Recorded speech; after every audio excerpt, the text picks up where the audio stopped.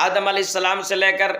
آپ علیہ الصلاۃ والسلام تک جتنے بھی دور آئے ہیں، ہر دور میں حق اور باطل کے درمیان آویزش اور ٹکر رہی ہے۔ میرے دوستو، حق ہمیشہ بے سر و سامانی کے عالم میں آیا ہے، باطل عجب، انانیت، سرکشی، تکبر اور جاہ و ثروت کے ساتھ نمودار ہوا ہے، لیکن پروردگار عالم نے بے سر و سامانی کے عالم میں آنے والے حق کو ہمیشہ غلبہ عطا فرمایا ہے۔ تاریخ کے طالب علم کو پتہ چل جاتا ہے کہ اس دور کا حق کون ہے اور اس دور کا باطل کون ہے۔ چنانچہ ہم جب تاریخ کا مطالعہ کرتے ہیں، ہمیں معلوم ہو جاتا ہے کہ باطل جب نمرود کی شکل میں آیا، حق ابراہیم علیہ السلام کی شکل میں آیا، باطل فرعون کی شکل میں آیا، حق موسیٰ علیہ السلام کی شکل میں آیا، باطل بنی اسرائیل کے خوکاروں کی شکل میں آیا، حق عیسیٰ علیہ السلام کی شکل میں آیا، باطل قیصر و کسریٰ کی شکل میں آیا، حق محمد الرسول اللہ صلی اللہ علیہ وسلم کی شکل میں آیا، باطل حجاج ابن یوسف کی شکل میں آیا،